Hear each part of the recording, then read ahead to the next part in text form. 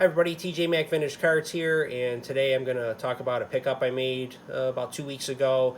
And this was a card that I thought about. It took me about a week before I pulled the trigger on it. I wanted to read more about the player. I do know my baseball history pretty well, but I really wanted to develop that connection and decide if it was a card that I wanted to add to my collection, and just to kind of see where it would fit in. I'm really looking to deepen my collection some beyond just the Hall of Fame cards and expand more into stars from the 30s, 40s, 50s up into the late 80s. And this is one that I felt was a good addition to my collection. So before I show the card, I'm just going to talk a little bit about the player. Here's a magazine cover. This was my late father-in-law's magazines that he had as a kid. He gave them to me probably a couple years ago before he passed away, and I have those who see my card room have seen the shelf that I have for different magazines on it, and I got a couple hundred magazines, and here's one with the player depicted on it that I added, and it's Allie Reynolds. And Allie Reynolds was called Super Chief due to his Indian heritage. But what I thought was really neat about that nickname, it's also because during that time in the 40s and 50s, the Santa Fe Railroad had a train called the Super Chief, which was known for its power, its speed, and its elegance. And Yankee Bobby Brown said that those are some of the same traits that applied to Allie Reynolds. And Allie began his career in 1942 with the Indians, and he was a very talented pitcher. He had a great fastball, but he had some control issues.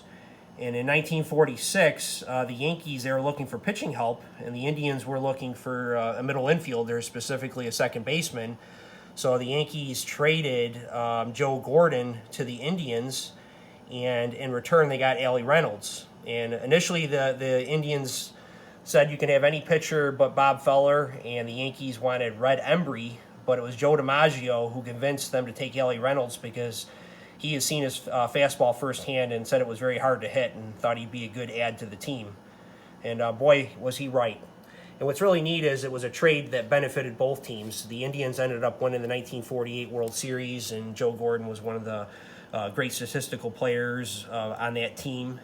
And then Allie Reynolds went on to win 6 World Series with the New York Yankees. So it worked out really well for both teams. The Indians got their World Series, and the Yankees continued their dynasty. And in those 6 World Series, Allie Reynolds was 7-2, and he had a 2.79 ERA. So let me show you the card here that I added. It was this 1951 Bowman, and I just think this card really fits what I look for in my cards. All the categories are checked here. It's got the artistic look that I like, the full body shot. It doesn't have a logo on the card, but the logo is on the uniform, and you can see it on the hat there. And I really like this card. I debated between this and a few others to add to my collection, but this is one that I really wanted, and I'm going to show you why in 1 second here. But just to finish a little bit about Allie Reynolds, he had a 13-year career, and he won 182 games and lost 107. He was a 6-time All-Star, and he was top 3 in the MVP voting twice. He pitched before the Cy Young Award during that time when he was really in his heyday, so he probably would have won maybe a Cy Young or possibly 2 if he had pitched during that era. But he certainly was one of the top pitchers of his day and the ace of the Yankees staff in the late 40s, early 50s. And what's interesting about him, too, is that in 1968, he got 33.6% of the Hall of Fame vote that year, which was higher than his contemporary players in Pee Wee Reese, Archie Vaughan, who's a little before his time, Phil Rizzuto, Hal Newhouser, Bob Lemon, and Bobby Doerr. And what's really, really interesting is that in 2009, he almost made the Hall of Fame from the Veterans Committee. He missed by 1 vote. He got 8 votes, and he needed 9. So this gives you an idea of the caliber pitcher Allie Reynolds was. And really why this card connected with me specifically is that in 1951, Reynolds was the second pitcher to ever throw 2 no-hitters in a season. And I want to talk about his no-hitter on July 12th, 1951. And to do that, I want to show these 2 cards real quick. These 2 cards always seem to go together for me. I bought them around the same time. I think they're 2 of the most beautiful cards in the 1950 Bowman set. And I've showed these before a while back in a couple videos. And it's the Bob Feller 1950 Bowman and the Yogi Berra 1950 Bowman. And you can see here that Bob Feller is warming up before the game.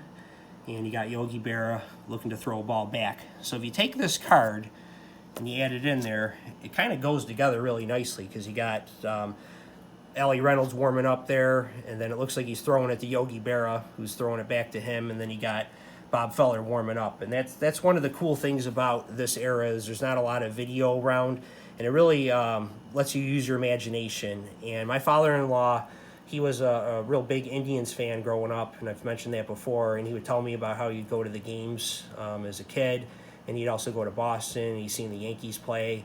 And I can just imagine, he wasn't at this game I'm going to talk about specifically, but these three cards here tell a story, which I think is really cool.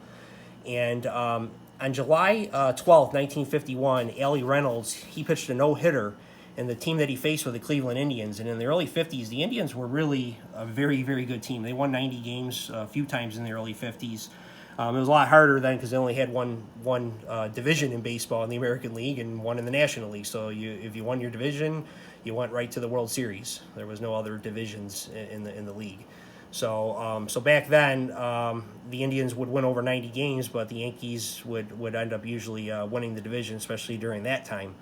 So in this game, Bob Feller, he ended up actually, he pitched a no-hitter on July 1st, and then 11 days later, he's facing Allie Reynolds, who threw a no-hitter, and it was his first of two that season against the Indians, and they ended up winning that game only 1-0, and Bob Feller only allowed 4 hits in the game, and his first hit was in the 6th inning to Mickey Mantle, and he ended up losing the game on a Gene Woodling home run, so the Yankees prevailed 1-0.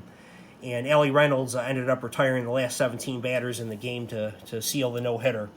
So he said he didn't have his best stuff that game, but his fastball worked well enough to win the game. And then he ended up pitching a second no-hitter in September of that year against the Red Sox. And Yogi Berra caught both of those, and Yogi in his career ended up catching 3 no-hitters, 2 from Allie Reynolds and 1 from Don Larson, of course, in the '56 World Series. So I just wanted to share these cards today and kind of show you that sometimes when you combine these cards together, you can really get a fun and interesting story.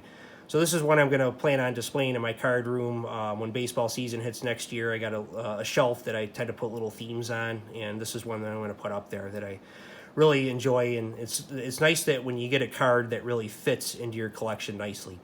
Thanks everybody for your time, and have a great day.